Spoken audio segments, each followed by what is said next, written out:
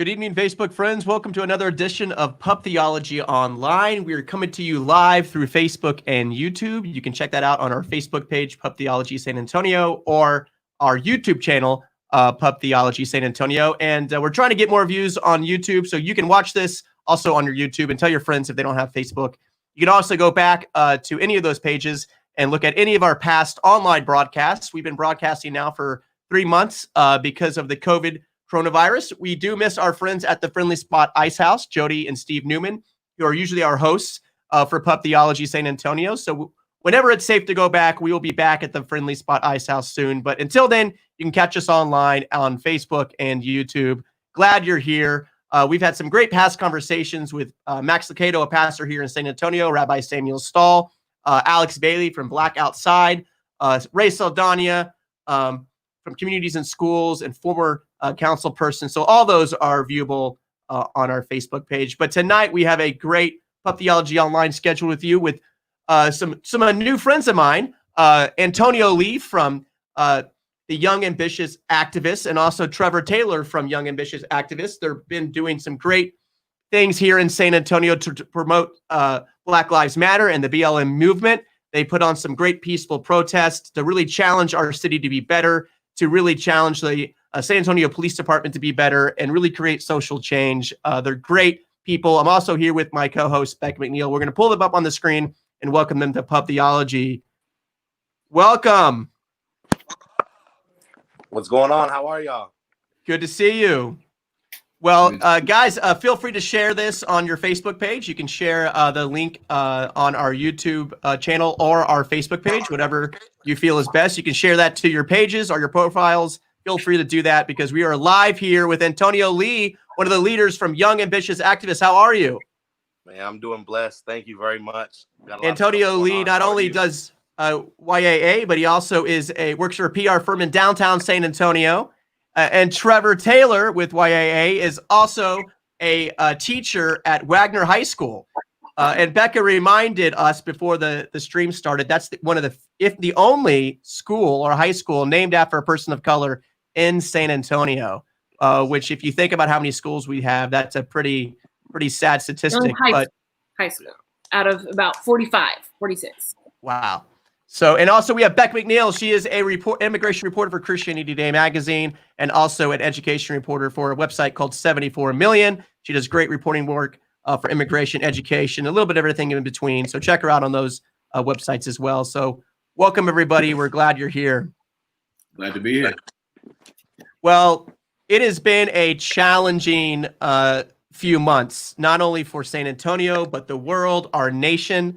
Not only are we going through a pandemic, we're also now really facing some of our skeletons in our closet when it comes to race in America, which has been a problem not only for an entirety of our nation, but some of the last decade, we've been really neglecting some things that have been right in front of our faces, and that is police brutality, police departments, contracts. Things have gotten a little out of control in the last decade of how many people of color are abused and brutally abused by people of power.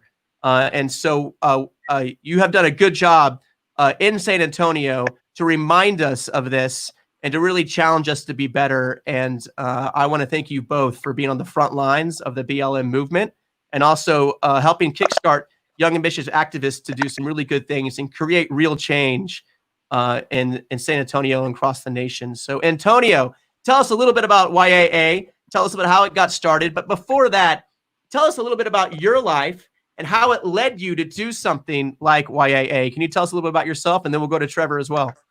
Okay. I've grown up. I was born in South Dakota. So we'll start there. And after that, I moved to San Antonio. I've lived here for about 25 years now. I've been from here, so I've lived all over in different parts of the city. I graduated high school here, went to college, tried to go to college for a few years. And I ended up going to the oil field for the last 2.5 years.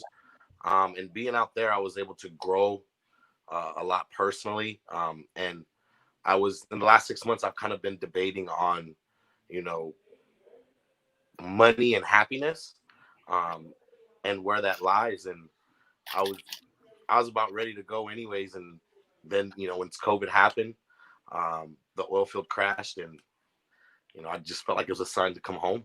I came home, took a couple weeks off, and then I bought a ticket to go to San Diego, to maybe, you know, see what happens. And my flight got canceled that Thursday, and Saturday was May 30th when the protest happened.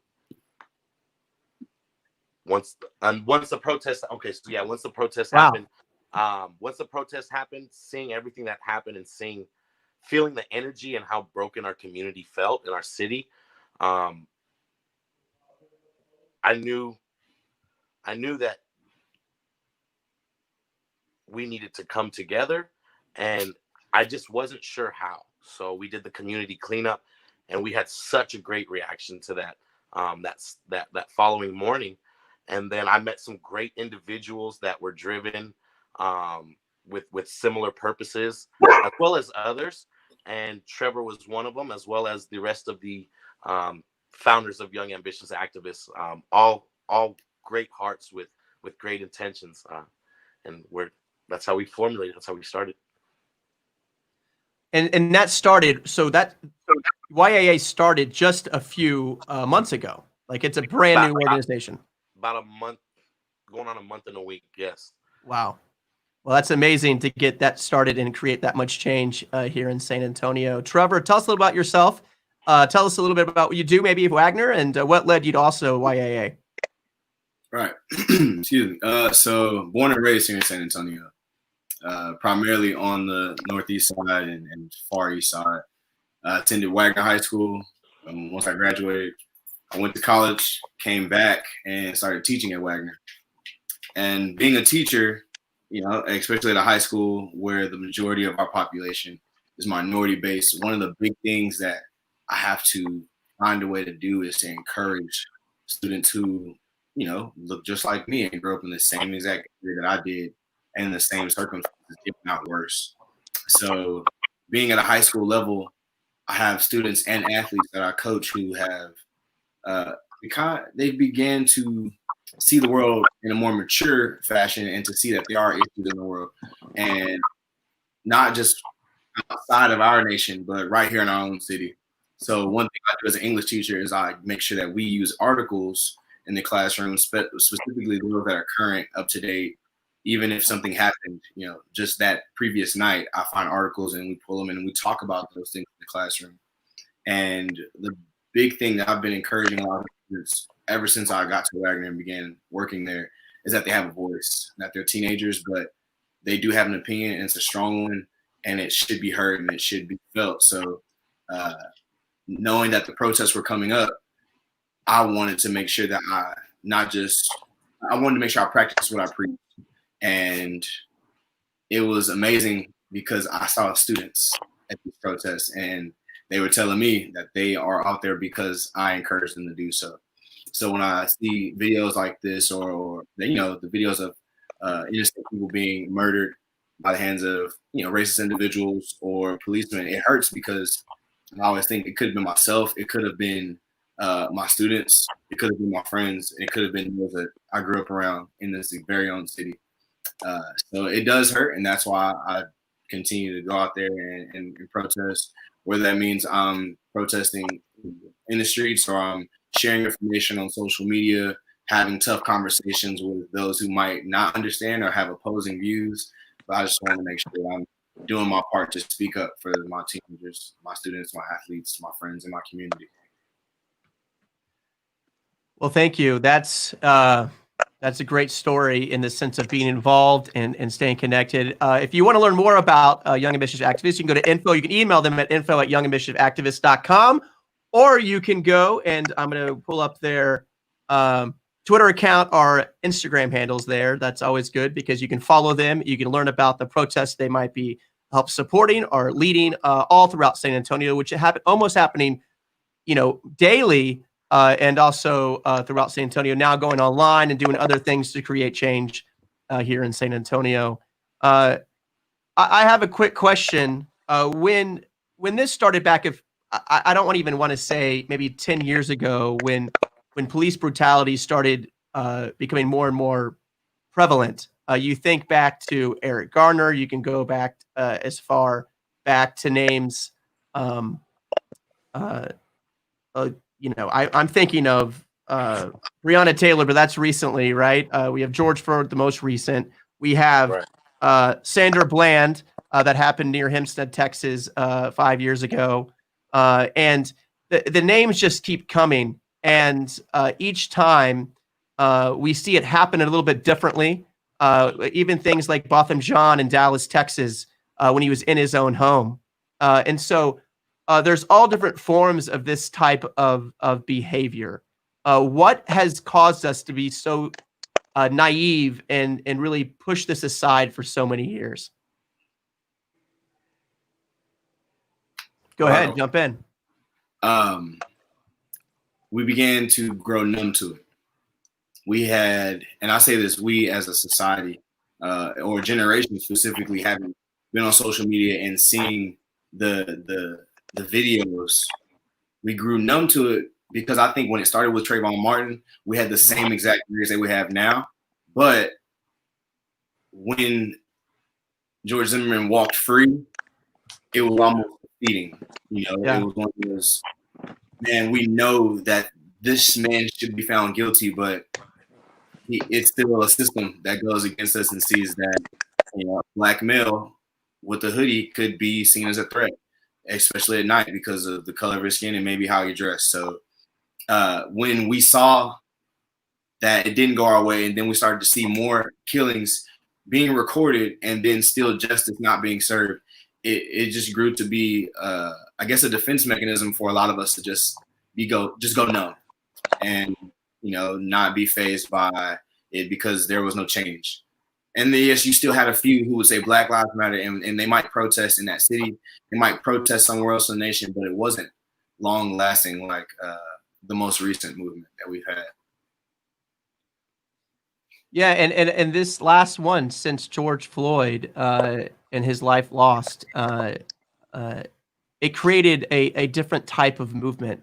Well, what was different this time around? What was the difference maker, do you think, that really caused not only just a certain city, like you said, Trevor, but the entire nation to step up and really make this a nationwide protest? Partly because of the pandemic we're in. I think there were a lot less distractions. So we couldn't be distracted by sports. We could not be distracted by movie releases. The only thing that was being reported in the news were COVID numbers rising, or, you know, kind of flattening, whatever, flattening the curve, and then unarmed killings, and then it was protests. So those are the only three things being talked about. So we just continued to seek more information, and then we started hearing about other names. We started hearing about cases from maybe a year ago where footage was just recently released, and that was the only thing on people's timelines. So you had to continue to watch these videos, these traumatizing images, and at some point, everyone had a breaking point, and we said, "We can't take this any longer." I wonder how much. I mean, I'll second that. But he's got a delay, so go ahead. Go ahead. I was gonna say I'll second that. I think it's because partially what Trevor said. It was just a feeling in the air. It was just an energy where you can just tell it was something different about this one. Like they're all horrible. They're all horrible. But I think because of the media and nothing going on, like Trevor said, people are forced to see this on their timeline. They're forced to see this on the news. They're forced to see this on the newspaper when they open their phone, no matter, you know, what application they're opening up. There's always something about it. And I feel like it made a lot of people feel uncomfortable, which it absolutely should. A lot of people felt uncomfortable this time. And I don't think you can't run from the fact this time. You can't.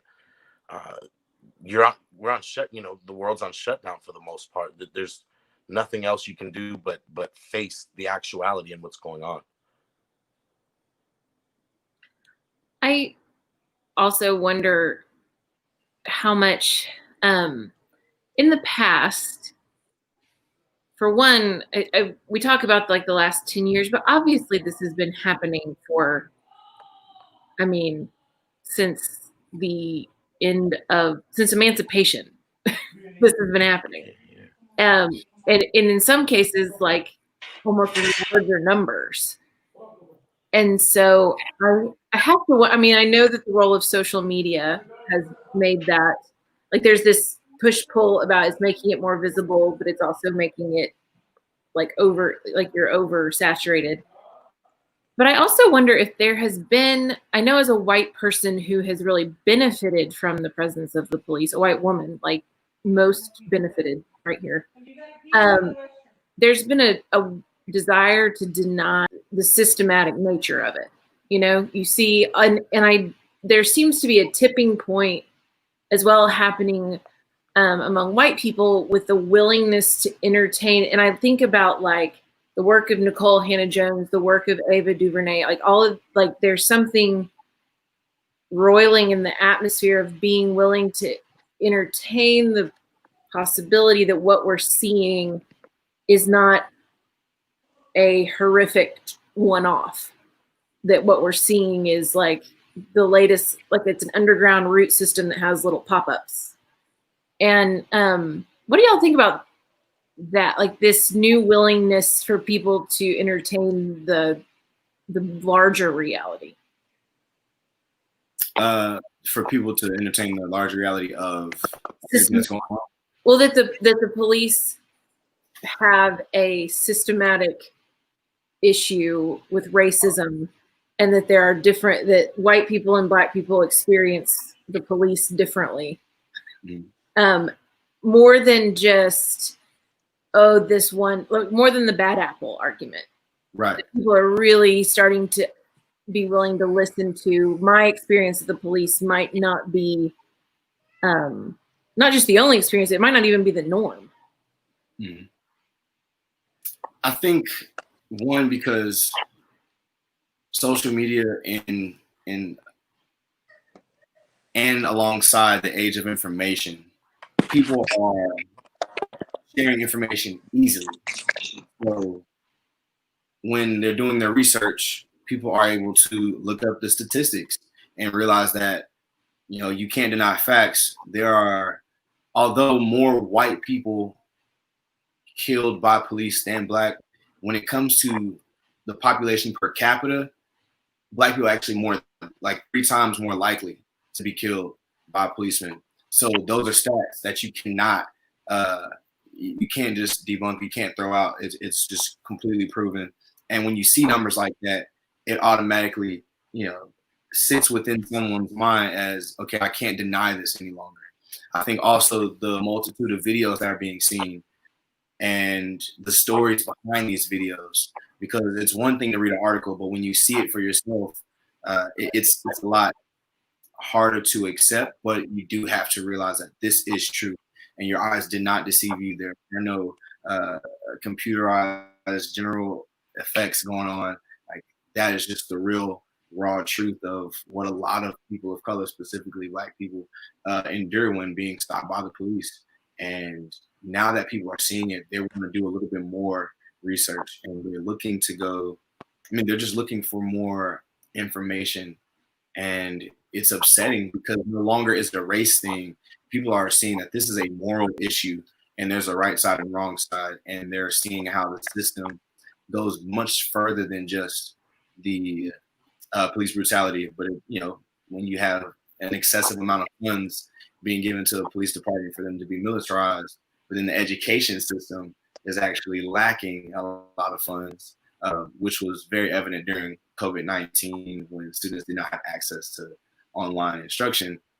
People are seeing the truth that this is not just an issue with police, it's a systemic issue that needs to be taken care of. And we'll talk about that phrase, defund the police, here soon. But I do want to get to people's comments. People can comment on YouTube or our Pub Theology Facebook page. If you're watching this somehow on our Travis Park Church page, or you're watching this on some other watch party, the comments don't go through. So if you want to comment and have your question posted, please go to Pub Theology San Antonio's Facebook feed, and those we can see those comments pop up, and we will put those on the screen if as much as we can. So you can ask our panelists great questions throughout the evening. And we have a question from Joshua James, and I'm going to pull it up right here, and y'all can see it.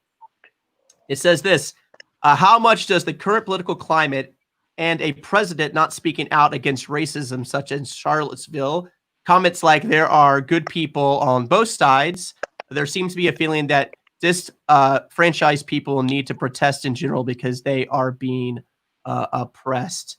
Who wants to take a stab at Joshua's question? There's a lot there to stab at. Go for it. I think it's terrible leadership, first off. This is who we have. Uh-oh, he froze. Uh-oh. Cover for him, Trevor. There you go. We'll go back to you, Antonio. You froze, but Trevor, we'll go to you. All right. So, a lot of people I've seen have tried to make this a political issue, and it should not be. My life should not be up for political debate. So, when we see a leader of a nation not speak up against something like this, a moral issue of, hey, the people that are supposed to be covered in the Declaration and in the Constitution aren't included when they say everyone, or they say all people, then our leaders should speak up against it. But instead we see, because everything that he tweets is an official White House statement, when we see him attack China for an issue that was not taken seriously enough in our own nation, we see his priorities, and it's upsetting because his priorities are no longer. It is not about my life or those who look like me or the systemic issue that we have because he acts in his white privilege and it doesn't affect him. He looks at the economy being destroyed by a pandemic other than the one that we've been dealing with for 400 years, and he thinks that he needs to attack that one instead. Also, to not address the hate that came from one side during Charlottesville, but to say that there were good people on both sides, then is a constant reminder that we are just not enough in the eyes of our leader. That we are not seen as, an oppressed group, but maybe a group who was just treated unfairly at one point in time, but only by a select few or small handful, which is the same exact excuse that we see being used in the police departments, that it's just a few, even though we need to really call out the true issue that's going on. So to candy coat that very severe issue that happened in Charlottesville with a statement such as that, saying that there are good people on both sides, it's a slap in the face from the one who said they're going to take care of you. I think that Charlottesville was another wake-up call to the people who were kind of trusting in incrementalism, like, oh no, we're making I think that was a like, whoa, no, we had just not been tending to some things. Right. But I also want to ask you about, I've heard lately a cropping up of a concern that some of that anger at Trump, there are a lot of folks who maybe don't sympathize with Black Lives Matter, maybe don't sympathize with defunding the police, or even really believe that there's a systemic problem with the police. They just hate Trump because he's a lot of things. I mean, he gives you a lot of things to pick from. And there's a concern that if come November, say, he is no longer here to kind of serve as this like common enemy for people, that the interest in and the support for and the heat behind this solidarity and this support that Black Lives Matter and the Black community is seeing right now from broader, from everybody else, will kind of wane because, and I've noticed this at a lot of protests, not necessarily these, but others, it's about immigration or it's about something else. And there's a lot of just anti-Trump signs. They're not about the issue. They're just anti-Trump. And so what's y'all's thought on where the solidarity is coming from and how we maintain it once the White House changes, if, whenever that is? Right. Antonio, were you able to hear all that? No. He just joined back in, so he I'm just sorry. Got it. With this, I think, and we've seen it happen, there will be phases where there's a lot of hype, and then there's an issue that's solved, and then there's this moment of victory, and then we grow content. I think there have been many moments where in the past, this movement may have died down and people may have grown content, but with the continuation of education and information being shared and learned by a multitude of people outside of the Black community, people are realizing that this is not an issue that's solved with one thing. It's not an issue where we say, hey, thank Oatmeal Company for taking that white man off. Thanks Syrup Company for taking that Black woman off. Hey, thank you for, deciding not to do the voiceover for Black people and you're a white person. Like, those are great. Thank you. We do need to address the issues that are in all 7 mountains of influence. But the main thing that we're upset about, well, first off, is that our life apparently does not matter because it's taken without hesitation. And that's not just the president issue. I think the same weight is going to be put onto the next president if there happens to be one, or if he is still in office, he's still going to have to bear this burden for the next 4 years because it is still an issue that's going on, and people are realizing that they can never grow content until the system is changed. We have not been content with just the arrest of George Floyd's killers because now we're realizing that Breonna Taylor's killers are still, walking freely, at home, feet kicked up on the coffee table, just like us, when they should be in prison as well. So there is this, we're constantly hungry as a society to see justice, and not just in one way, and it won't be fixed by Band-Aids anymore. Yeah. Antonio, do you have a thought on that? Okay, what was the full question again? Because it had cut out when I was coming in. I'll paraphrase. Basically, I think a lot of people have kind of commented on the fact that Trump, a general dislike for President Trump, is animating some of the solidarity with Black Lives Matter. You're seeing a lot more white folks, frankly, out there because there's like a general anger. And if the White House were to change in November, a lot of white folks would feel like their major grievance, like they'd won a major victory. And how do you keep that from becoming like a deflating element to things that are not going to be fixed by having somebody different in the White House? How do you keep that momentum going when everybody else's side issues that's bringing them out fall away? As I said earlier, I think a lot of people would agree with me. It's different. There's something different this time. You can plan and you can hope for the best. But at the end of the day, you've got to continue. You only have control over what you can do. You know what I mean? Your own actions. And there's, regardless of who's in the White House, obviously we have we're all entitled to our own opinions. But whoever's going to be in the White House, there's still going to be issues that we have to handle as a community. And that's number one, standing up for each other, standing up for what's right and wrong. And at the end of the day, unifying and coming together, because at the end of the day, people need to realize Black lives matter. And it's not okay for us to be shot, to be killed when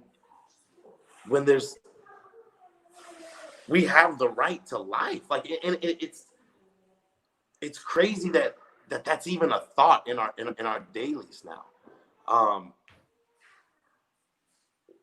We're in control. It's our voices on how we interact and we go about situations on a daily basis.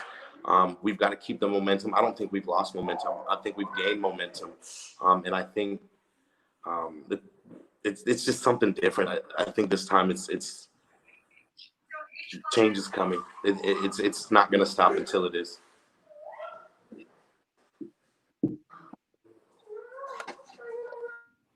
Well, something that goes back to our first question about when they said there's good people on both sides. I also hear phrases like, and this is the most popular one, where we say, "Oh, all lives matter," or you'll say that this is more about just police not being trained. This isn't about racism. This is about there's these spin-off phrases that, apart from all this, sound positive. Right? Like all lives matter sounds positive. Good people on both sides sound positive. And this spin where it takes to eliminate somebody else's voice by looking inclusive. So you have inclusive language that also in its intent eliminates the voice that needs to be heard. Can you tell us a little bit about the All Lives Matter movement and why that does damage to the ultimate cause? I came across something the other day real quick. And I grew up and I went to church at Oak Hills Church since it was back on Fredericksburg with Max Lucado. So when you mentioned that, and Dan Niederhofer growing up in the youth ministry. Nice. And I came across something the other day that pointed out, I believe it's Luke 15. And it talks about Jesus leading sheep. And one sheep fell astray from the 99, right? And Jesus went to go and help that sheep. The other 99 questioned why Jesus left them and went to go save that sheep and guide them back on path, back with everybody else. And it's because that sheep is the one that was in danger. You know what I mean? So it's not that those lives don't matter. Those lives aren't in danger the way our lives are when it comes to the police. You know what I mean? You can't say that there's equal treatment across the board at all. So at the end of the day, we matter. And right now, as a society, it's not okay for that even to be in question. And that's what this is about. Wow, that's really good. And thank you for bringing that up. That's Awesome. That's very powerful, man. Preach, Antonio. You know, I wanted, apart from Pup Theology, I've invited at some point Antonio to preach at our church at Travis Park Church, because I know he'll bring the truth. And Antonio, that also reminded me of a quote by Pastor Jerome Coleman. I'm referring to scriptures of Luke 10, so close to that.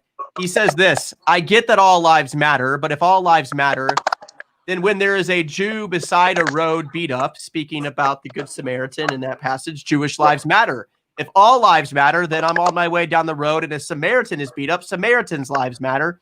If all lives matter and law enforcement is attacked, then law enforcement lives matter. And if all lives matter, then when black men are being stopped unnecessarily, shot and killed and murdered, then black lives matter. And I think that just reminds us that when injustice happens, it has to be specifically called out. It can't just be blanketly discussed so we don't make anybody upset or we include all people. We really want to do something where we actually call out the injustice so true change can happen, or it'll never change. So thank you for clarifying that. And really, because this all lives matter thing always comes like a wave during these things. So It's like all we can muster. We hear about it all the time, and me and Trevor have personally spoken this to people that come to protest with what we represent. We tell them, hey, if this happened to Hispanic Latino community, we would all respond the same way. Hispanic Latino community, your life matters. Sure. You know, if this happened to someone that was Asian, that Asian lives matter. But repetitively, Black lives have been taken for granted, have been taken short. We have 3 cases here alone in San Antonio that have been pushed to the side and swept under the rug. And it makes people uncomfortable to talk about it, and they push it away. But at this point in 2020, you should feel uncomfortable. You should feel uncomfortable about what we're talking about at the table. This is not something that we should casually be having a conversation about. There shouldn't be a conversation. You know what I mean? So I just feel that we understand that everybody's life is important, but what they're not understanding is our lives are being taken. And then on top of that, not even talking about police, we have African Americans, our Black brothers and sisters, hanging from trees, and they're trying to justify it as a suicide. Are you serious? But they expect us to be okay with that. So if you're expecting us to be okay with that, that's allowing you to ignore the issues that have been in front of us for hundreds and hundreds and hundreds of years. It's 2020, and we're not standing for that. Our next generation, they're not going for it, I guarantee you. And us and our queens around the world, we need their voices. They've been battling alongside us for us. You know what I mean? There are people that are in our corners, but the people that are saying all lives matter, that you don't get it. You don't get it. And those are the people we need to talk to. Those are the people we need to have conversations with.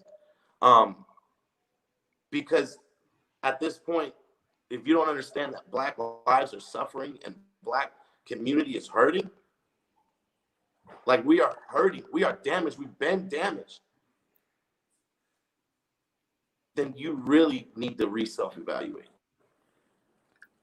I have a question about the having that conversation and the different methods that we've seen. And I think that people who want to invalidate your message are going to ignore you if you're too quiet and say you're too loud.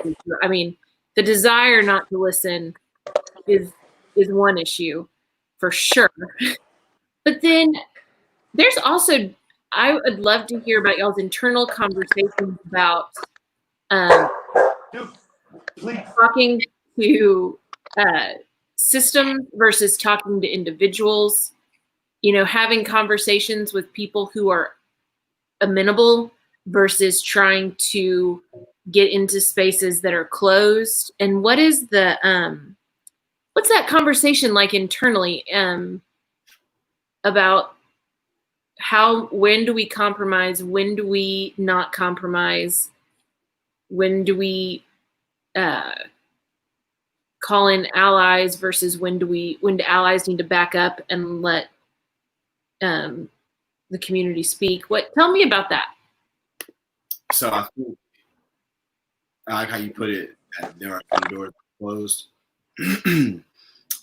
Whether you're talking to people about a system, or you're talking to an organization, or you're talking to political powers versus a neighbor or a friend, you know, I think they can both be closed, and we just have to use the right keys. So when going to an individual, especially if they are a friend and they're just wanting to have a conversation, I'm not going to put the blame on that individual. I'm not here to guilt trip them. I'm just here to inform them on the reality of the world that they live in, because it is easy to not pay a lot of attention to an issue that doesn't necessarily pertain to you. For example, as a heterosexual male, LGBTQ societal issues don't affect me, but I do need to be empathetic and I do need to hear them out. So I have to go out of my way to understand the hardships and the oppression that they endure. So the same way that I approach them and we have a conversation is, hey, I'm not sure what's going on. I would really like to understand so I can figure out my role and how to help. And then we have that conversation. And there's a lot of grace and patience because I am coming at them ignorant of what is going on because I walk in my heterosexual privilege. But I have to be willing to listen, not to defend myself because, again, they may not be blaming me. They're talking about other people who are like me. So I can't be offended by what they say because it's their truth. The same has to happen when the conversation with someone who is not Black and may not necessarily sympathize with the idea that Black Lives Matters for some reason. I do have to approach them with grace and patience and say, you as an individual may not be the reason this is going on, but you do benefit from it, and this is how. And then this is how my life is hindered, or I am served unjustly, or I'm given a disadvantage in society, and explain to them this is what it looks like.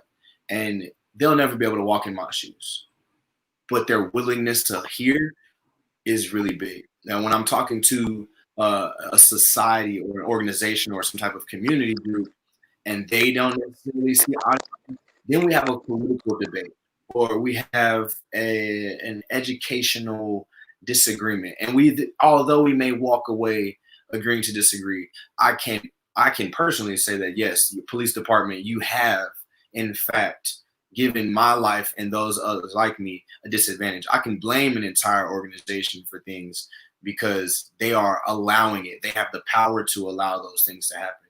Certain individuals, especially those that we know, they don't necessarily have that power. They might act in it unintentionally, and we address that out of love. But when it comes to a higher power, an organization, I couldn't do the exact same thing. Jesus talked to people individually in the streets and addressed them out of love. But when it became others who came to him, like, the higher ups, the priests, when they tried to attack him, then he came with a different approach. He used a different key to unlock that door. And it may have been a little bit aggressive, but it was necessary. Because in order to see extreme measures be taken, sometimes you have to take extreme measures.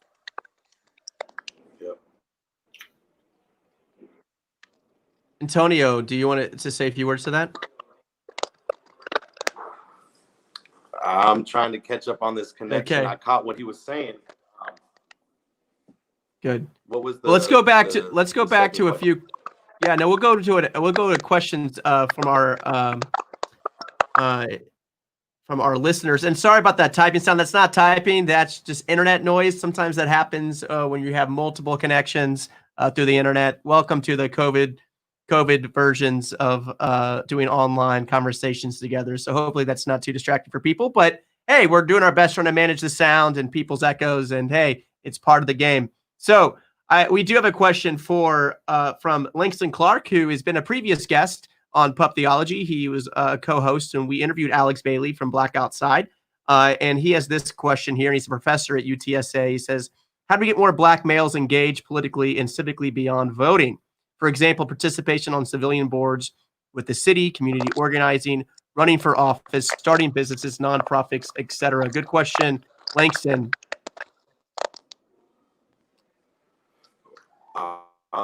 I think it's getting individuals more involved and letting them know about the opportunities. I think maybe not knowing exactly what's needed in order to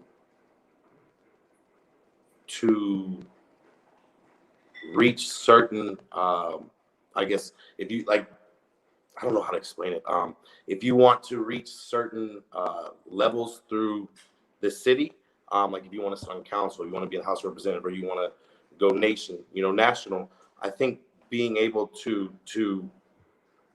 start and take a leadership role, get active with the community. These council, the council meetings and stuff like that. When I think I didn't know that they were actually open to the public until a couple years ago. You know what I mean? So, and knowing that, it took me 26, 27 years to know that there was actually public meetings you can go and sit on to where you can learn and you can get educated. I think we need to educate ourselves and put us in a position to be able to do that. There may be individuals that are ready to do that. There are Black African-American males that are ready to do that. But I think sitting in and being a part of what's going on and partaking in what's going on in the community is the best way. Engaging is the best way. Trevor, do you have any comments to that? Yeah, go ahead.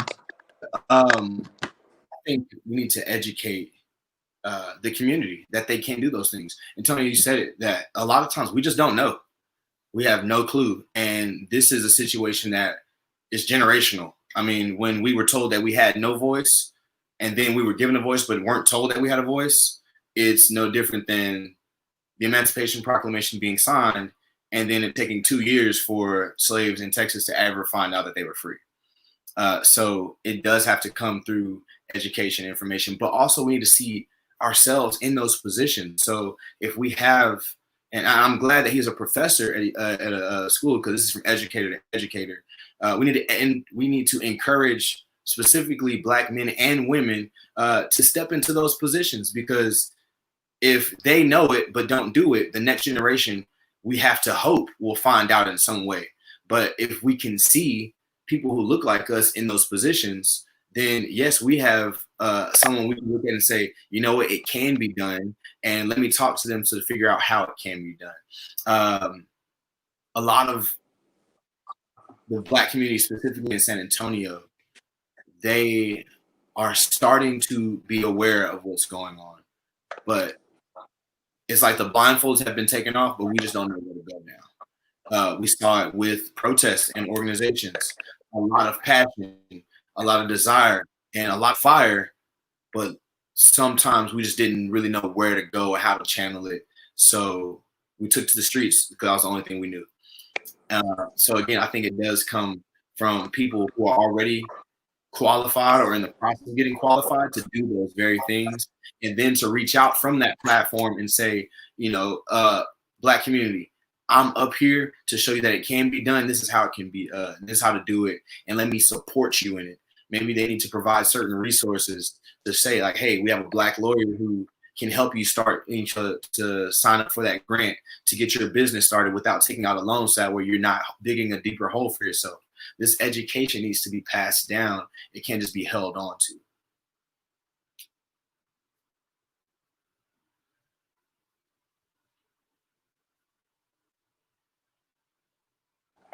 I'm muted myself.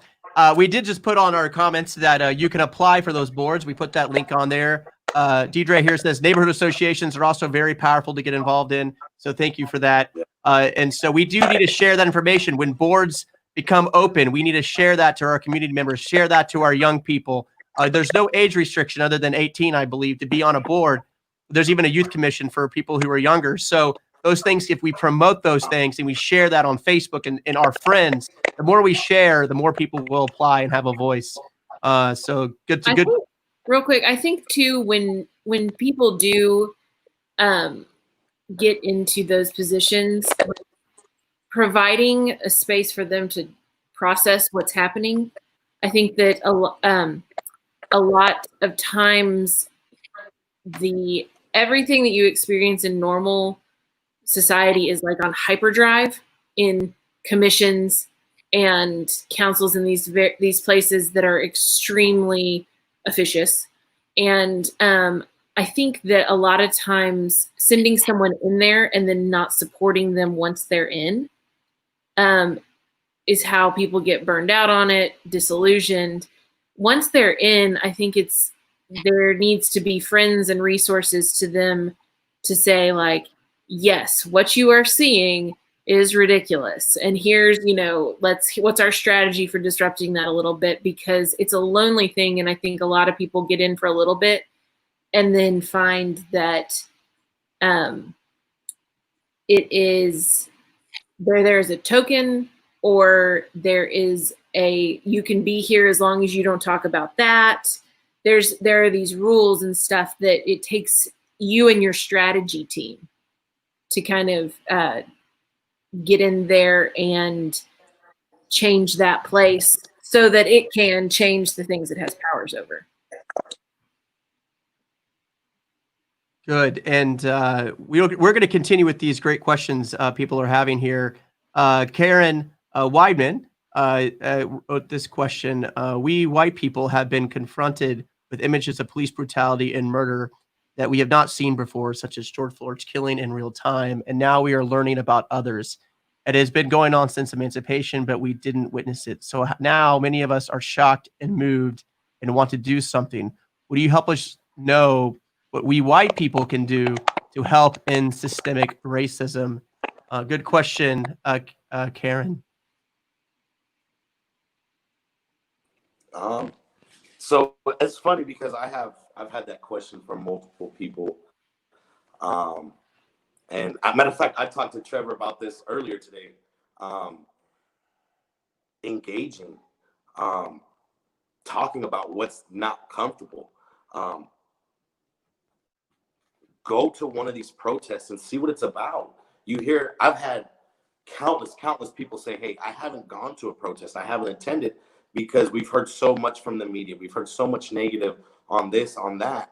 And I just didn't feel right on the couch because I want to support Black lives. I don't want to sit there on my couch and 20 years later say, hey, although I'm white, I'm not Black. I could have done something. I could have been a voice, right? So it's just like election. It's just like voting, right?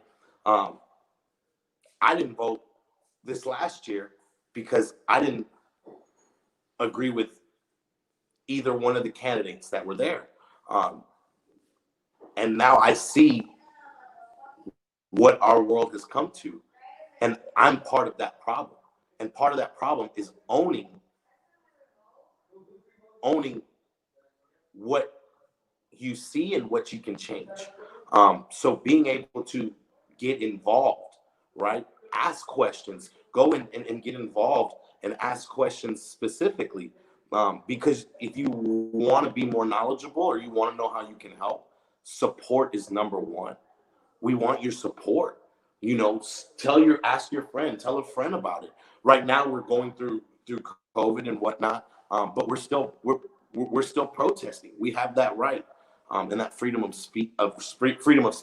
But we're following guidelines. We have 20 to 30 volunteers out there every time.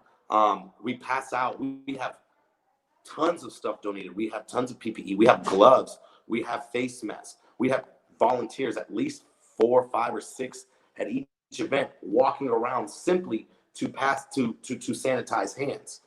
We give out all this stuff, and we social distance, right? So when we have speakers, we have people that are separated, right? We have space between. We find these places that are open enough to make sure that everybody's safe.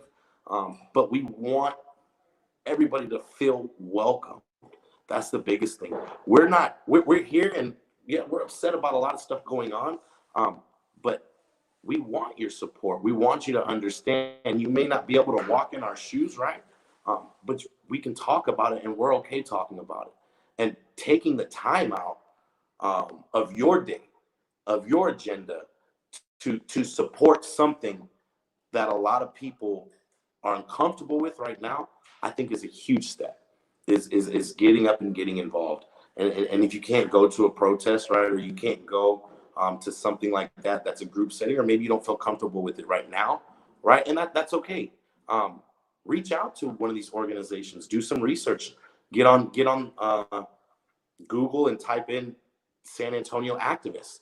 You'll have a whole list of great activists, and we're all, fighting for the same thing. You have the Reliable revolutionaries. That's what I was thinking of. Reliable revolutionaries. You have Farrell Clark. You have Camille Factory. You have Camille Wright. There's a lot of people that are in this community, and they are reachable. You know what I mean? They are approachable, and I feel like Mama Joe as well. I feel like we all have a message. We all have something to say. We all want change. But if you want to get involved or you want to know how to support, simply ask. If you can't leave your home, reach out and contact somebody. I just gave you 5 or 6 names. Good. And we've also, people have been commenting on a few more of those organizations. You can give it on our comments. So check out our comments and keep asking those questions to our panels. We have about 30 to 40 more minutes here. Come and just ask and post on those comments if you have any questions. I do have a question, and I'll aim this at Trevor. And it kind of goes back to Karen's question. Us white people, right? If you do want to get engaged, what's the appropriate amount of speaking and sharing our voice versus allowing people of color to truly lead a movement or lead a conversation? So what's the appropriate amount of voice that's needed from white people that it's not overriding, right? And I say this now, asking you this question when 2 people are white in this conversation and 2 people are black, but I'm the one talking now and asking the question. So tell me, and Karen and those listening, what's the appropriate balance? And because we're dealing with that right now. Help elevate and help amplify our voice. You don't need to be our voice. Although everyone is able to see the unjust murders, it doesn't hit the same way because we don't necessarily walk in the same shoes. When I watched George Floyd's video, I knew that could have been me. Now, could it have been you? Yes. But when I saw him, I saw myself. And it was a mirror and it hurt. And it was because this has been an issue that I've had to walk through and walk with every day. So rather than try to be my voice, help amplify my voice so that I can be heard by other people. So if that means you're at the protest and you record something and you share it, great. Or if you have resources to literally help me amplify my voice at a protest, you have a better megaphone, you have a speaker system. If you have, whatever resources available to you, that's what we need, because it's our time to tell our story because we've been silenced for so long. People have turned a deaf ear towards us, and then they've clogged the other one. And rather than try to step in and say, I have a voice and they'll hear me, it's not about hearing your voice right now. Now, where you do get to speak necessarily might not be needed at the protest, but behind closed doors, within your own front room, within your friend group. Your circle of influence might not allow me to step in and speak, but they will listen to you. So it's important that whatever information and facts that you learn, whether it be from the protest or from doing your own research, that you share that information and you have those tough conversations, because we aren't necessarily going to be invited into the same areas that you will. But that's when we need you to be an ambassador for us. We need you to step in and speak for us at that time, because as a table, that the seat does not have one with my name on it. Real quick, my family is home, so I'm probably gonna have to log off here in a second. I'm about to be taking over for mommy duty. Okay, let's ask one question. Get one more question then. I know you have it. I would love to hear this kind of idea continue into how much we're okay. Into how much, because I also hear people say, like, we don't want to have to like the emotional labor aspect of it. And so sometimes I get caught into the, like, I don't want to speak for you. I don't want to take over. I also don't want to have to, like, hey, I've got this friend who could explain. Could you come talk to all my white relatives? Or could you, like, they're willing to listen. Could you come talk to my Bible study? Or could you come talk to my, can you come give the Black perspective? And we talk a lot about, like, paying people for their work. But if it's just your lived experience, like, what do you charge for that? Yeah. Could y'all talk a little bit about the balance between not asking you to do extra labor and not erasing your voice? And if I don't get to hear the whole answer because I got to go do bath time, then I will catch it on the recording. I think that, again, is knowing when to speak, right? So if, let's say there's a crowd of people, let's say there's a congregation, right? And you want to have a roundtable discussion, then you have something like this where you say, hey, the church service might not be a sermon, but it'll be a discussion that you get to witness between, you know, with a panel of people, not just, you know, and it can't be just one person, you know, but it helps to have maybe a panel of people, especially Black people from different backgrounds, you know, have a Black woman, have a Black man, have a Black wealthy person, and talk about, you know, what their hardships and how things look. But one, it is like maybe a life group setting or a small thing. It's not our job then to be like the one Black representative for all Black people.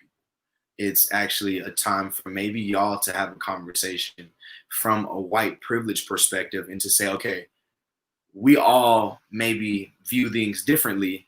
How can we address it, you know, and what roles do we step in and take over? So I think that's where it differentiates. We're not the spokesperson.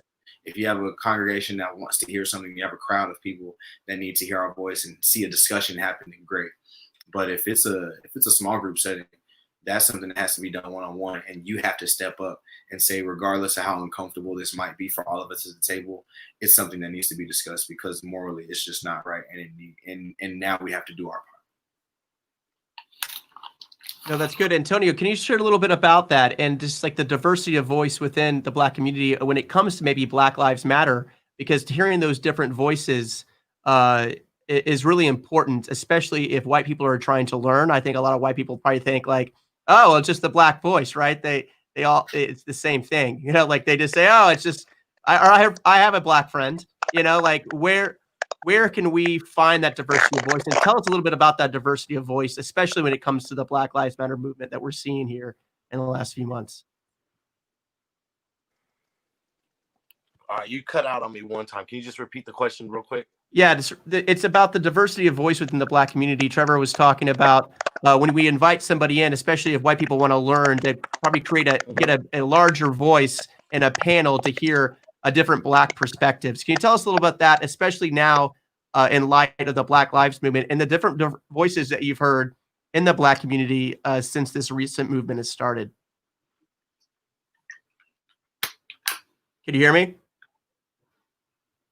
Oh no, I think we're losing Trevor. We're gonna have to go to you. You're back. Man, okay.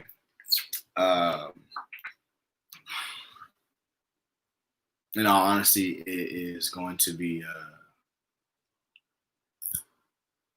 it's something that we have to look at and know that this isn't going to happen overnight. But it is important to have conversations. And although, I mean, it's so here's the thing. People outside of the issue will never truly be empathetic of it. You know, they can't really grasp what it feels like. But sympathy turned into a desire to learn and to support, I think that's a good step in the right direction. I know that I think Karen asked a question earlier, like, how can we end systematic racism? You know, and I wish I had the answer to that. But it starts with education. You know, when people step outside their privilege and realize that everyone does not have the same rights, then your vote begins to change because you're considering everyone, not just everyone who might look like you or who is in the same, you know, in the privilege bubble with you. Because if you allow your bubble to blind you from the rest of the world, you can perceive that there are no issues.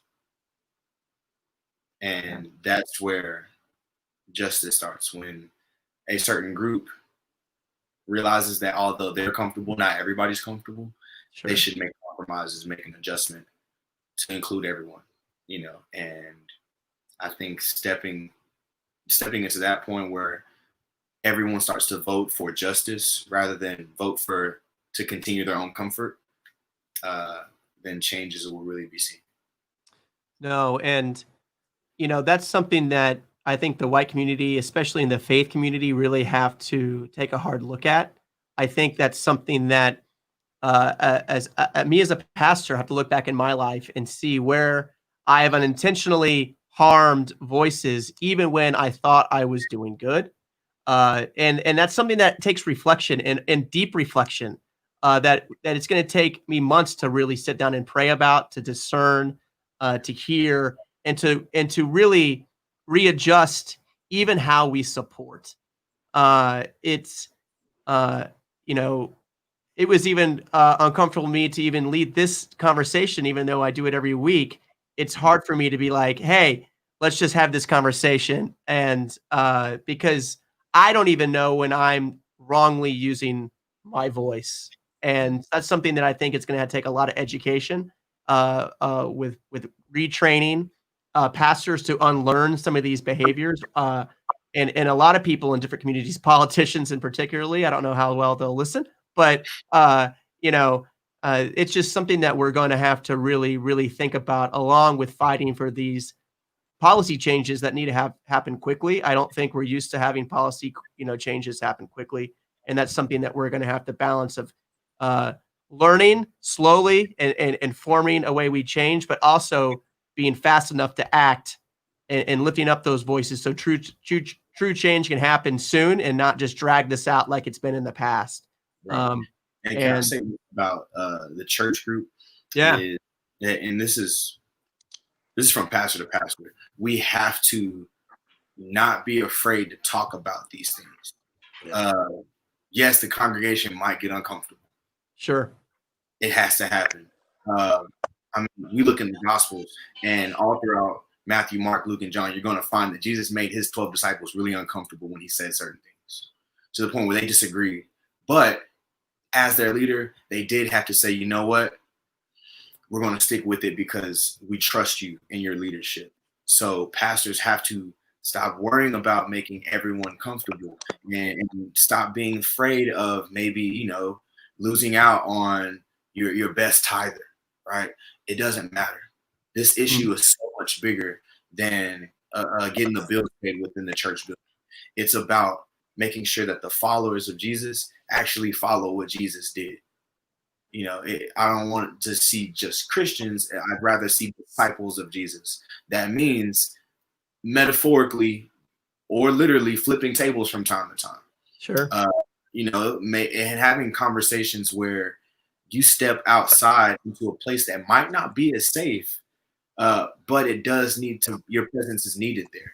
And pastors have to step in uncharted territory or unfamiliar territory, especially if their congregation happens to be non-Black, because that conversation needs to be had, especially in the church or with whatever a religious facility it might be. This conversation needs to be had because, again, this isn't a political thing, and I'm pretty sure there's no religion that I'm aware of that would justify or advocate for the taking of innocent lives. In fact, they all would say, if love is justice, then we need to make sure that justice is given to all, because all should be loved. And in the church, that needs to happen. And we can't say we love Jesus and we look up to him and then forget that he was notorious for his civil disobedience. Sure. Yeah. In that flipping over tables, people forget that Jesus was so mad he made a whip. He just didn't go buy one. He wasn't like, I'm just I already have a little whip. He made a whip. I'd have never been that mad where I actually took the time to make a whip. Right. I mean, that takes some intense anger, right? I mean, and it wasn't a kind whip. He had to weave it together and make sure it was an effective whip. So it took a little time. He still held on to it. He was still mad. Yeah. And I think a lot of people, when they see these protests and they see the anger and they say, it's and a part of me, I'm just going to say this, like, it's a bunch of thugs out on the streets protesting. They don't see it as a way to actually use this anger for good. And it's not thugs on the street. It's people who are actively angry at a system that is taking advantage of so many lives and physical bodies. Just like Jesus was even angry at somebody just taking offense at when they're taking advantage of a place of worship. Imagine the anger we can have for other people's bodies. And it's righteous anger too. That we have. I've been at recent pastoral meetings where they've even said, hey, when we talk about this, when we go out and support at Travis Park, or when we go out in this, please don't say Black Lives Matter because my church is going to be upset. And I'm over it. I don't even want to hear that anymore. So Antonio, you're about to say something. No, I agree, and it goes back to what we were saying, I think, throughout the call and or throughout the podcast. It's time. It's time to feel uncomfortable. We felt uncomfortable walking down the streets. We felt uncomfortable as a community, trying to live our lives equally like others. You know what I mean? So it's been uncomfortable when I've gotten pulled over. It's been extremely uncomfortable when I've had white couples, as I'm walking on the sidewalk, cross the street and wait for me to pass and then cross back over to continue their walk. That's uncomfortable to me. I've grown up in a high school that was predominantly white, and I dealt with racism every other day, if not, every day, literally being a part of, certain programs. It becomes with something when you don't have support from other people of color, because there's so few, it makes it hard to stand up, because it's kind of like, and I'm completely wrong for this. And this is, one of the first times I'm mentioning this and I'm owning this. And that's part of being honest with myself and aware. I didn't always speak up when I should have. And I could have been more proactive in defending my community that's hurting right now. And I was part of that problem, because I grew up around that, in third grade, fourth grade, fifth grade, sixth grade, seventh grade, eighth grade. And it's become accustomed to me, as ugly and nasty as that is. I became accustomed to it, to where it would hurt, but I would just laugh it off, because it's easier to just get over it and keep going on with the day, and I would go home and I would tell my parents at times I wanted to get a transfer. I wanted to go somewhere else, because it bothered me, and it goes on now. It's probably maybe even gotten worse. I came across some things and in a district that's right? That's predominantly Caucasian. And there's some extremely, extremely displeasing things I came across. And to know that, like, hey, their parents allow that. Sure. Not Just only like that, but this blew up on social media. So this is in front of the school district leaders. Yeah. Right. So what are they going to do? They're going to suspend them for 3 days, 2 days, the first week of school.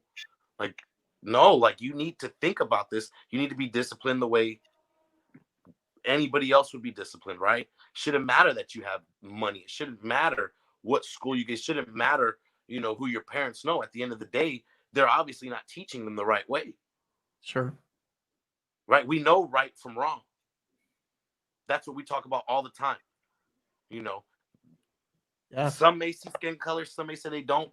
But at the end of the day, we know right from wrong, and we need to educate, and we need to guide, and we need to make people that go about their dailies like there's not an issue, that walk in and out of Ross, that continue to go to LA Fitness every day and go to the spas and go over here and go to Lock and Terra and go to North Star and go on trips and go over here. Like, there's not an issue. Like, the world's not on fire. That's a problem. That is a problem. Well, thank you. It's something that, just happened in Alamo Heights again, like we've been talking about. And that's exactly what I was talking about. Yeah. And Let's bring it to life. And it's something that, it's this point of privilege also distorts how we deal with bullying, how we deal with racism, and it's never fully addressed. And we need to address it.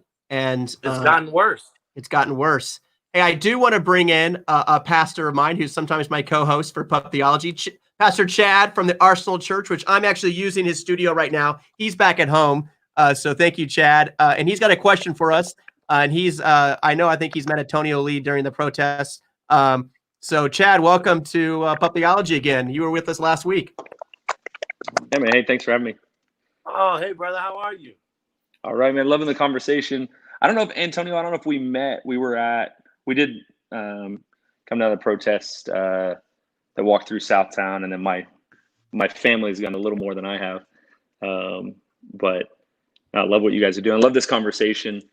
And I did have a question based off what Antonio was just talking about.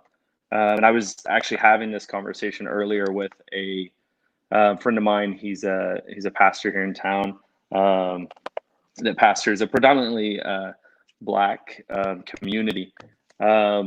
He grew up in a predominantly white school, went to high school, predominantly white school and predominantly white district.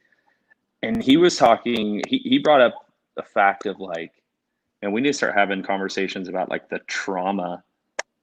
And Antonio, like listening to you and even kind of hearing some of your stuff, like, is that something that you guys are looking to address as far as like, Oh yeah, man, there's a lot of trauma that I don't understand that like a person of color, especially that was at a predominantly white school, has gone through. Like, what is addressing that look like for young people of color, and then also adult, persons of color who have grown up in that? Like, what does that look like? I kind of now moving forward, is there something going on that I don't know about? I think with what's going on right now, like the schools have been shut down, this and that. It's been predominantly like as it's been predominantly, with this reforming and this policing, and how we're gonna handle that. But then when this situation with Alamo Heights was brought up to me, my heart, like I completely relapsed into those emotions and traumas, because a lot of people I went to high school with, they don't understand. Like, yeah, I would laugh things off, but dude, that stuff really hurt, and I'm getting emotional thinking about it now. And to think, out of a school of 3,800 kids, there's maybe 60 Black kids, Mm. And it's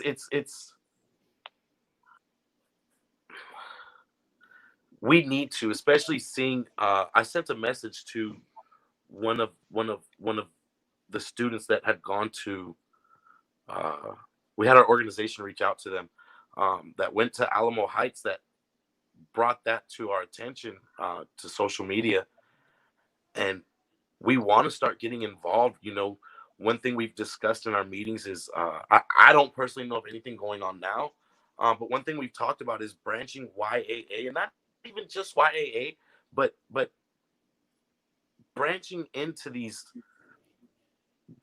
schools and allowing people, like we did something with Taft, right?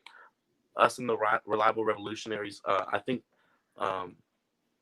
she was 16 years old, and she put something together, and the students came together and they got support from other organizations. So I feel like being a leader, like we just talked about on the last subject, that's huge.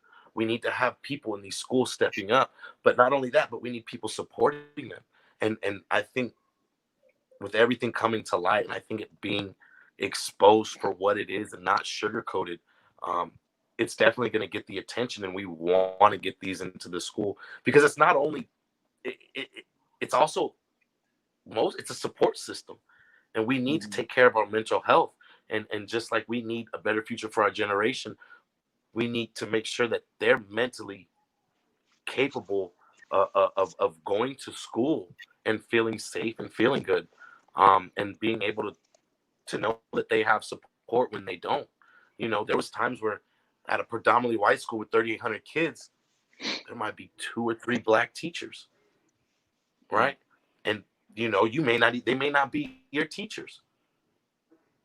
So who am I going to go to? Because I already don't feel comfortable with the staff. I may not feel comfortable with the counselors. And then I turn to my left and my right, and I don't see people like me. Mm-hmm. I don't have people that can relate. I don't have support. So just like we were talking about with pastors, the time is now, regardless if you want to see it or not. If you don't know it and you don't feel it, the time is now. Mm-hmm. But we need those leaders to step up because it's necessary. So we want to create something in the high schools because I'm not aware of anything personally, but that's super important with what's going on. And can I add on with the trauma? Sure. And this just goes back to information communication. So there's a thing called epigenetics that it deals with your DNA and doesn't necessarily recode it, but it does tag on to its DNA, right? And things that can usually be passed down through epigenetics are things like trauma and violence. So a lot of research has been done on the offspring of, prisoners of war, and how I think statistically they say like 11% of them, or they have 11% higher mortality rate than non-offspring of prisoners of war because of what their parents saw during war and to see those horrific images. But we also have to consider this. If it's being passed down after seeing or violent things or going through intense amounts of stress, then we have to ask, how much of that was passed down 400 years ago during slavery onto the next generation, so on and so forth. And as the stress is increased, but the amount of therapy was not necessarily given, then even us, being generations removed, still carry that same trauma and that same stress. So you start to see things in the medical field, such as higher blood pressure in predominantly African-American men and women, because it just passed it on because of stress that was passed and that was passed through epigenetics. So when you look at students in the classroom setting and you have students who act out differently, is this something that is caused by stress that was actually passed down through trauma? Because you would not expect elementary children to deal with traumatic situations, but when you test their levels and you realize they constantly live under such intense amount of stress just mentally, then you have to understand that it's because there's a lineage there's a legacy of stress that has been passed on to them. So in schools, specifically those where there's a lot less representation, because we know in America, less than 2% of teachers in public schools are Black males. There's not a lot of representation. There's not a lot of people that make them feel like that they're comfortable. So they feel that they're by themselves. And that idea of being by yourself in a community is added stress. So if a student lashes out, it's not because of you necessarily. It's because they have been under chronic amounts of stress that at some point it doesn't take much for them to be triggered. And it's not that they want to be. That's just truly how they've been created due to living in America and their legacy being here for 400 plus years. Thank you for both those comments. And thank you, Chad, for that question. We'll keep chatting around. I do want to get back to a few questions that have been lingering on our Facebook comments. Again, please share these conversations. Please share this conversation so we can get these voices out on the internet, out on the interwebs. So if you're listening or you're watching online, please share this. You can always watch this later just because it's live. You can watch this anytime after we're done because we really want the young, ambitious activist voices to be seen and heard in San Antonio and get more people involved. So please share this. We're going to go, we have 3 comments and I'll go a little backwards here because this is connecting to what we were just now speaking. Alan says this, do you guys know anything about programs like Roots of Empathy? Do you not think incidents like these could be mitigated by teaching empathy from a very young age? Antonio. See the question? Oh, I got to get you. Here, you got to unmute yourself there, bud. Can you unmute? There you go. You're good. We're cutting out again. It's okay. So do you hear the question is this? Do you guys know anything about programs like Roots of Empathy? Do you not think incidents like these could be mitigated by teaching empathy from a very young age? Absolutely. I think we need to restructure what we're educating. Simply put, there needs to be a lot of truth. Because if not, we're just sugarcoating the issue and we're not really solving it again. Simply put, honestly. Nice. Trevor. I think it's necessary, specifically in schools such as those with a lot less funding. If the school is in a lower socioeconomic level, area, community, then they're not going to get as much state funding or taxpayers' dollars. So then you can imagine that they might not have the best educators, they might not have the best counseling, and the parents and those in the community might not have the money to afford a therapist. So programs like Roots of Empathy is going to be huge for, one, students who are dealing with a lot of stress and trauma to understand what it is and how to deal with it, but also to be in an environment that sees them as more than just another ID number, but they see them as a student, they see them as a human, and they're willing to help them, not just, they don't want to just dump information onto a child. They actually see them as a pupil and as a young child that needs to be shaped and molded and be taught with empathy, and then to be taught empathy and shown empathy so that they too can do the same thing. I mean, it has to be done at a young age, because at some point you are not necessarily unable to be shaped and changed, but it does become a lot more difficult to do so, because that's just the way society is going to work. And a lot of children are very impressionable from, I'd say, from the time they're born, probably up until about 13, 14, where teenage puberty and everything else happens. So it's important to hit them when they're a sponge, or better, in the biblical analogy, they're still clay that can be molded, right? Because at a certain age they become a lot more like stone, and it's a lot harder to chisel away calloused pieces of a heart rather than it is to just shape and mold it so that it doesn't necessarily grow to be a hard, calloused, damaged piece. Yeah. Thank you for that. I want to add something real quick to that. Go ahead.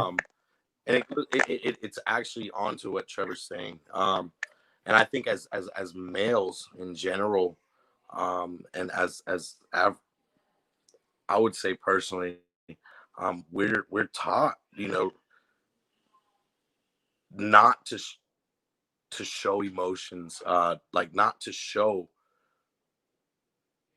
hurt if you're hurting, stick your chest up, stick your chest out, lift your chin up, you know what I mean? And I think hiding from how you're really feeling when it comes to situations like these, and not being able to say like, hey, like I'm hurting and this is why, and being able to express that, and then have that support is huge. It's huge, because I felt like I always growing up had to be a man. I couldn't show emotion. I couldn't do that. So for middle school, high school, throughout college and till a year and a half ago, I've literally kept sweeping stuff under the rug, and I never was able to clean myself internally and emotionally, which took huge effects on friendships, on relationships with women, and I think it's huge. I think it's extremely important, because we need to be able understand why we feel how we feel, and understand that it's okay. We feel that way for a reason, and be able to find solutions and find support and make ourselves better mentally, the way we need to. Oh, Gavin, your mic's muted. you're muted.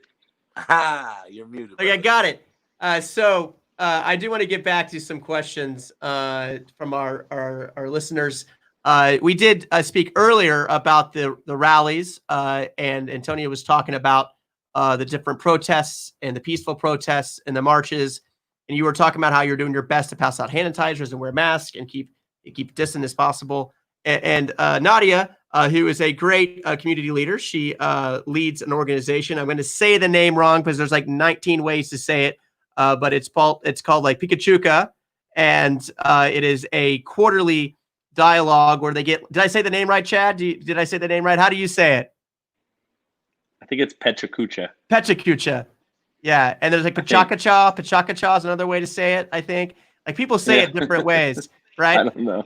But what they do, and they do a great thing, is they have eight speakers, right? And I think they speak for 8 minutes or so, and they show slides, 20-second slides, and they give a presentation. It's kind of like a really more engaging TED Talk, and she does amazing work, and it's all run by women, and it's a great organization. So Nadia's question and comment is this: I like that I'm hearing about social distancing and hand sanitizer, but with the rising numbers, can you consider other options? Because now headlines are trying to twist this protest and calling them riots, or saying that these protesters are not protected from COVID. How do you suggest we support your efforts without the opportunity of these comments?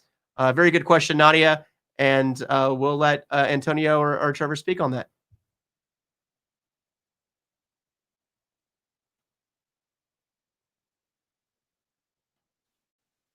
Okay, there we go. Go ahead. It is going to be difficult to take to the streets necessarily in a protest manner, because it is a lot more power when we have numbers. But protest is not the only way that we can show, so we can make a difference. One thing that can happen are signing petitions, and another is going to be supporting Black businesses. There are so many Black businesses that are just unheard of because they might not necessarily have the following, or they might not have as much support, or they might not be in the most ideal area, because people might think that a place is dangerous when it actually is not. So if you support a small business, then you're supporting the movement. If you are deciding that you're not going to support certain businesses that don't align with your beliefs, or that may have made comments that were anti-Black, or that may have been racist or prejudiced toward Black people or LGBTQ plus community, then you can make a difference that way. And also providing resources in ways that there might be a situation where, for instance, if there's an event where donations are being taken so that they can be given to a family, or that they can be used to support a certain part of the community, then you do your part. Although protests are a powerful means of working and supporting the movement, it's not the only way. And, this pandemic is still real. People are still getting sick. So we understand the idea of taking care of yourself, especially those you come in contact with, whether it be roommates, family, partner, whatever. But don't think that you're limited to helping by only protesting. Yeah. I completely agree with him on that. There's a lot of other ways. So that's why, and we like to be vocal about that, because we know that, there's a lot of concern for it, and risking coming out and going home, maybe to your kids, your family, your parents, whoever it may be. We definitely understand. But another thing that we can do is follow these organizations' pages, stay up to date with them, share the information that they're posting. And it goes back to what we said earlier. Walk with integrity. If you can't be there with us when you're having conversations with people, or you hear something, you know, use your voice and speak up for us, because we're not there. And the Black business thing is huge, because there's a lot of businesses that are struggling, let alone Black businesses have been struggling, and we need to be able to support them, keep them in business, because all of our voices matter as a whole, as a community, within the Black community specifically. But being able to donate is huge. So one thing that we're doing is we're educating ourselves with police reform, with the contracts, the union, all of that stuff. But one thing that draws my heart is serving the community as well, uplifting the community, because maybe there's tensions between some sort of division in our community that maybe we can bring together through acts of kindness, through spreading acts of love. So tomorrow we'll be packaging lunches for unsheltered individuals, specifically, you know, near downtown. And we're going to be doing that tomorrow. And hopefully we can supply 150 plus meals. But we're doing that as a gesture to bring the community together. And another thing that I've been planning on the side, with some people, is a community drive. And so that's something that we can talk about later, because I wanted to extend it, you know, reach out to some churches as well, but have the whole community come together, you know, and donate, but have it like a drive-through donation. So you know that you're safe, right? So once you get in your vehicle, whatever you're wanting to donate, we'll have you put that in your trunk. You know what I mean? So when you're coming up, all you got to do is pop the trunk, and we'll grab whatever's out of there, and you're on your way. So these are different things that we're doing to try and bring the community together in ways that maybe we can't mass as together as protesting. And Tony, where are you serving tomorrow? We are going to be on 37 on McCullough and Avenue A, or Avenue E. There's a bridge right underneath there, and there's a little parking lot.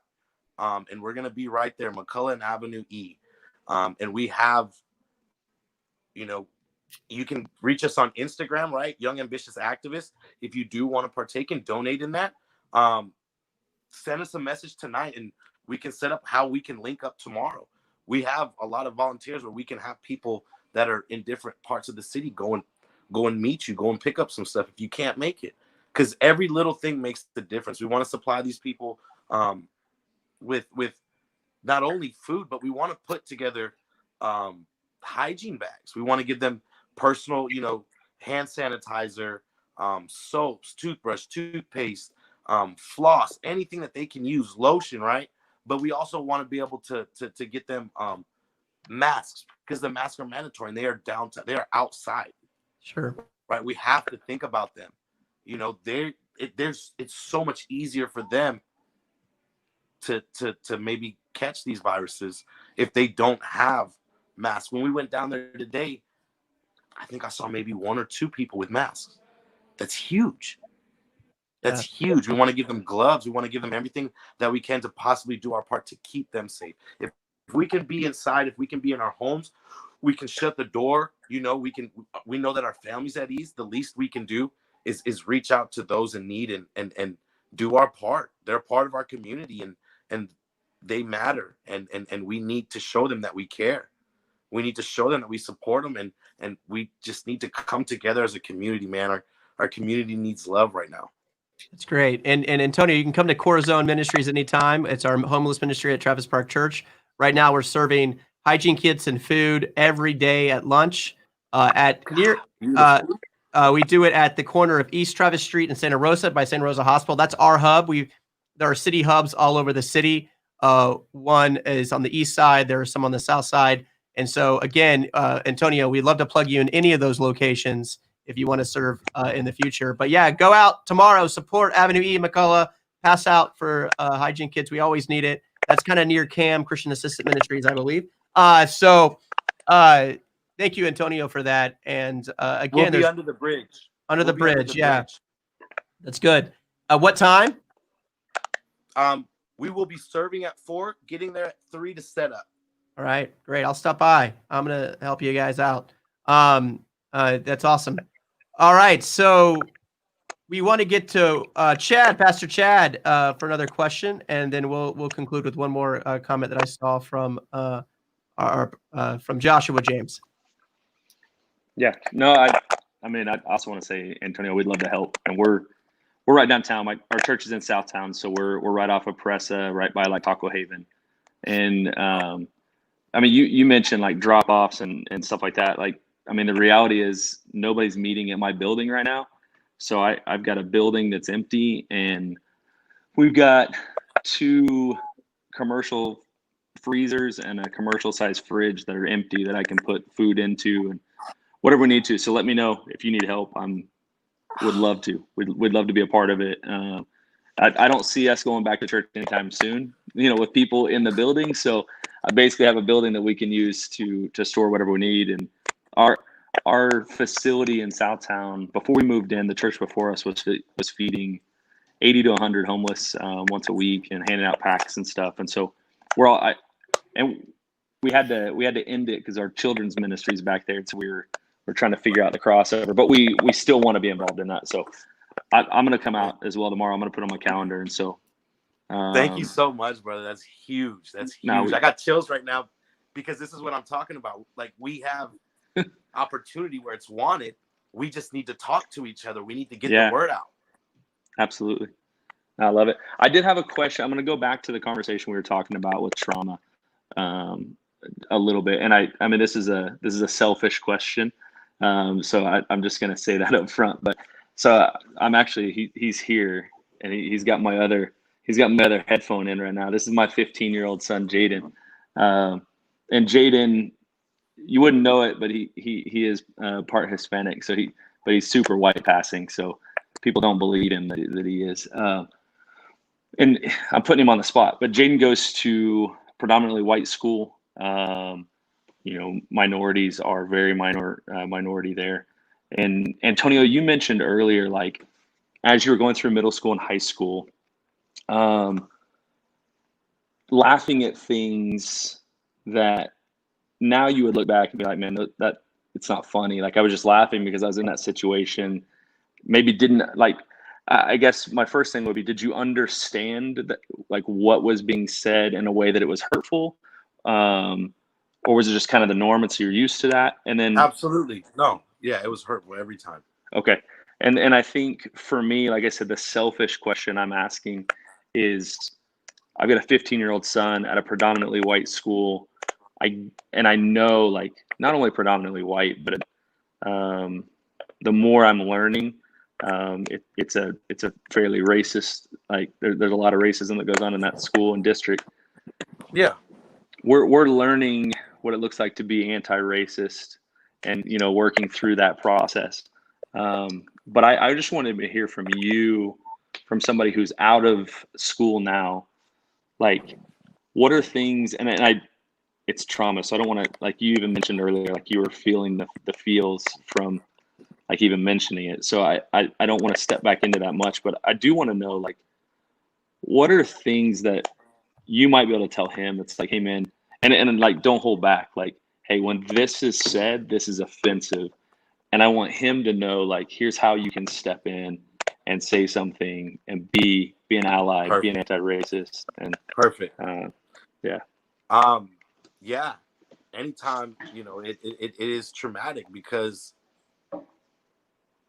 whether you laugh it off, I don't think there's such thing as not being aware, of someone's intentions when they're speaking to people. If you're not aware of it when it happens, I just don't see how it's possible. It is what it is.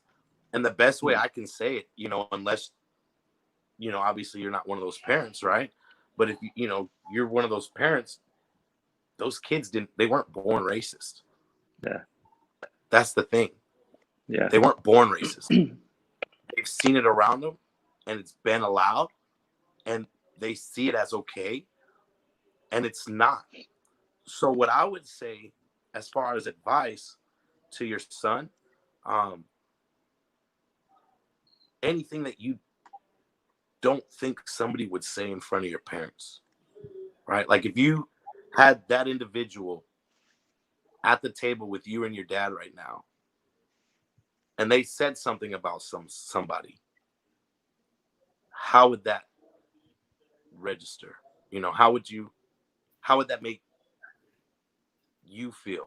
If it's anything, I feel like you have to question anything that's, if you got to question whether it's okay or not, it's not okay. Simply put, you know, and it's being honest with yourself, and it's seeing that there's a real problem in this world, and it's okay to stand up for the people around you, even if you don't know them, especially if you don't know them, because you have no idea what that child's been through already, and you're finally witnessing something.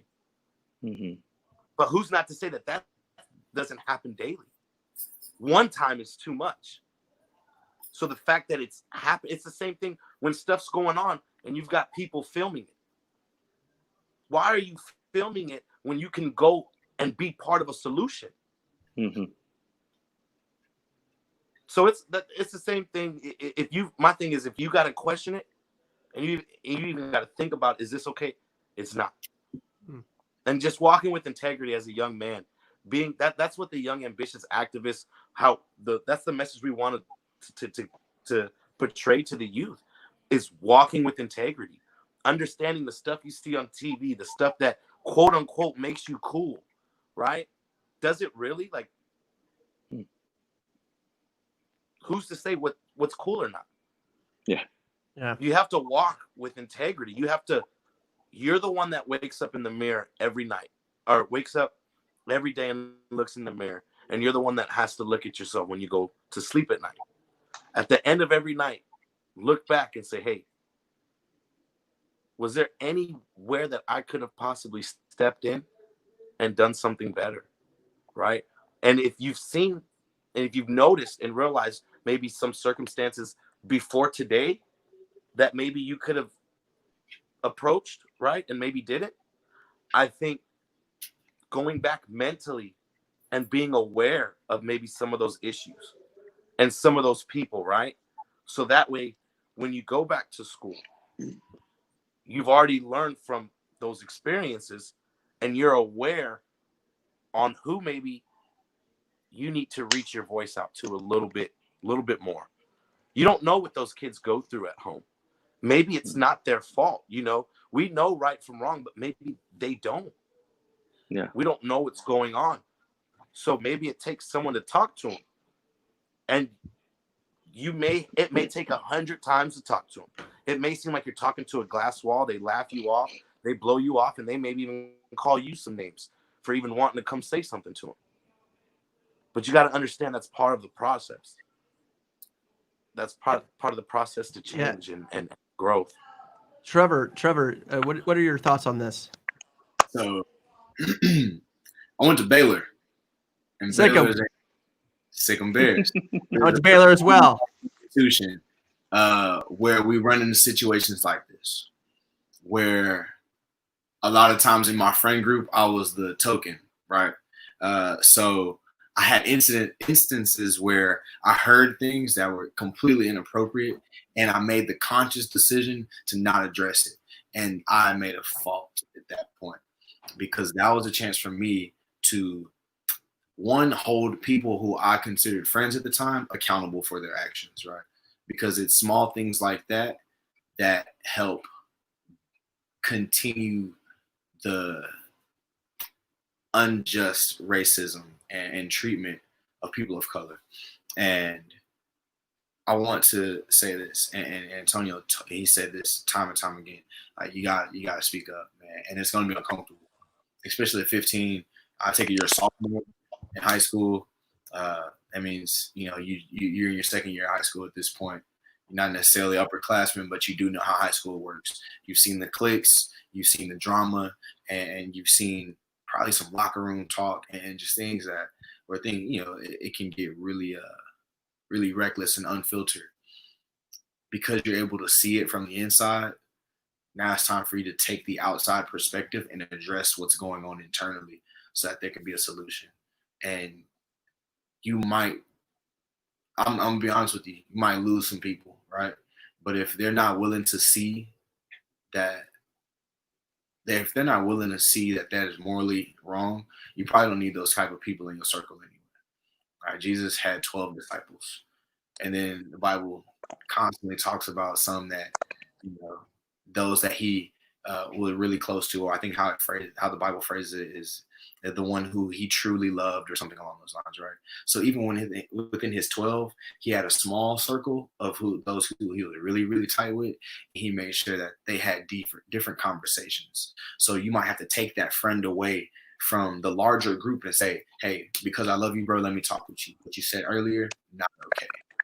And that's how you, the Bible talks about, if you have a brother who sins against you, you pull him aside and you talk to him one-on-one, right? Y'all hash it out. He's out of love. I want to have this conversation. It's not okay. If he doesn't want to have that conversation and he's reluctant, you take it the next step and say, all right, now I'm going to take you, I'm going to have this conversation with you, with the people who are on the same page. So let's all hold you accountable. Now you got 4 people talking to that one. If that person is still reluctant, then you can bring in a larger group. And at that point, if they don't want to have that, if they don't want to change that mind, then you allow them to go. You brush your feet off and you keep it moving. But you cannot allow things like that to continue around you. And you can't just walk away from it either. You do have to step up and be a voice, because like you said, if you got racist people around you, the last thing they want to do is hear me, or hear the front row, or hear someone who looks like us. Good. Antonio, do you have any thoughts? I wanted to add one thing. Yeah, I wanted to add one thing. I hope he's coming back right now. There he is. Okay, so I wanted to add one thing. And to be honest, I think this is huge. One thing I never did. So I didn't talk to my parents about it. When it came to the point of me breaking down, that's when I told them about it. So I think, knowing your dad and where he stands on it, right? And where his heart lies on it, that he's going to love and support you, right? I think being able to come home away from kids at home and be able to talk to your dad about these, or maybe even if it's not with him, right? You never know. Maybe someone older that you can see as like a mentor, right? And someone that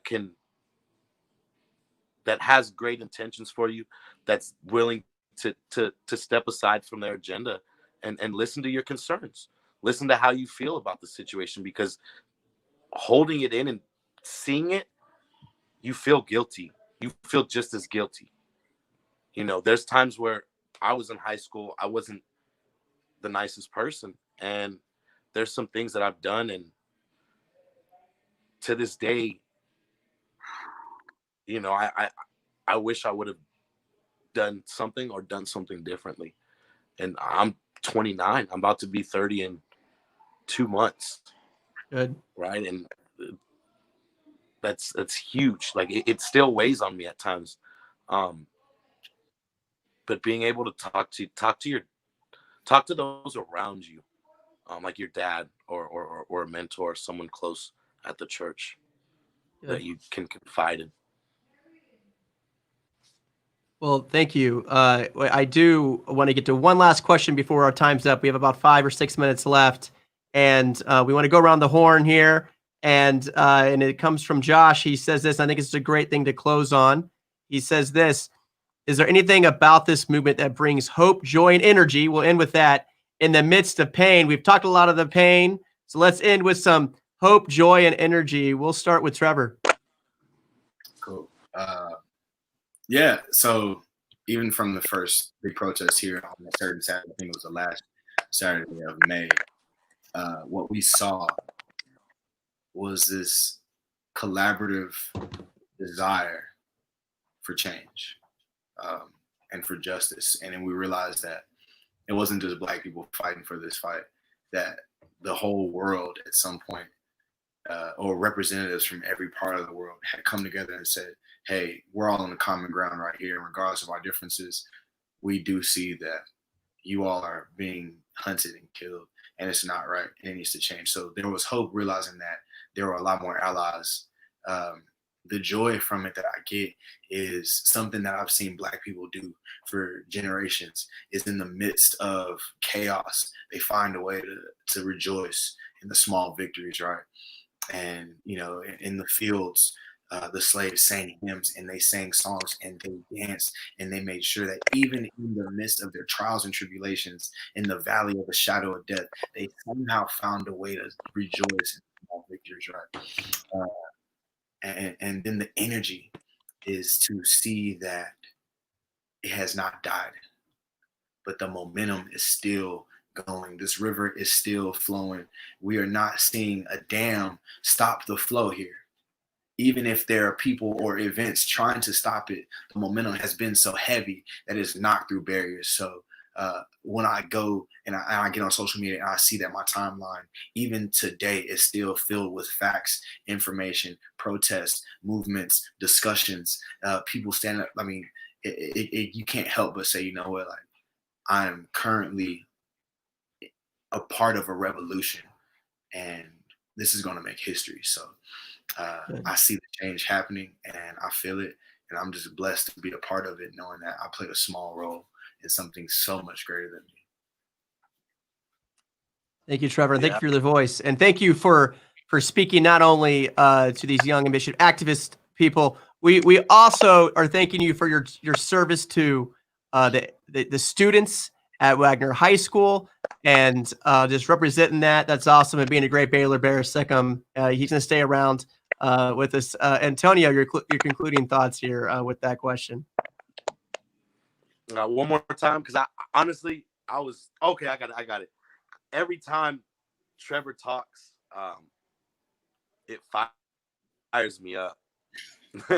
Like, anytime we talk, you know, we've been dealing with some things ourselves, and we got together over the last day or two, and we've been talking, and I think it's the drive, the reality that change is needed, and I think so many people feel it and see it, and they know it.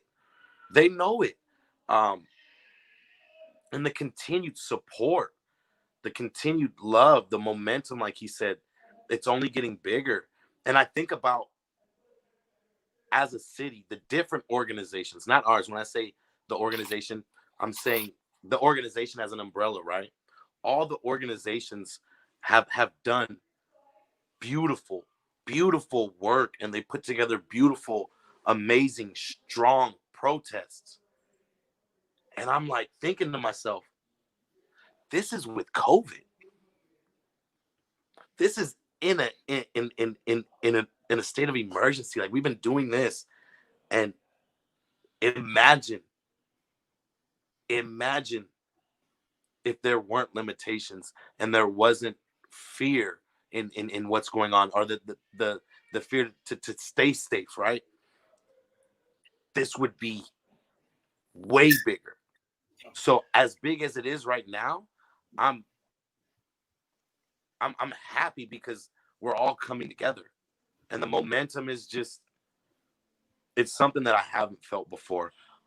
With football in high school, when I loved it, with baseball, this feeling is fulfilling to people. It's important. It matters. It makes people feel uncomfortable. It has all the necessities needed to keep momentum and gain more momentum. And it's not stopping. And I think bringing the community together, like with different things that we're all doing, which y'all do on a daily basis, what other churches and other parts of the community are doing. I think if we really all come together and spread this and unify and come together, it's that much more easier to get these changes that we want, to see these changes happen quicker than, you know, they normally happen. And that's one thing that we're doing, and momentum plays a huge part in it. But I think, you know, like Mr. Chad and his son right there, he's having his son join in. That's huge. You know, so now his son may go and talk to his friends and say, man, we were part of this, you know, thing. We got to talk to these people. And, you know, it's one thing me and Trevor talked is about changing one mind, right?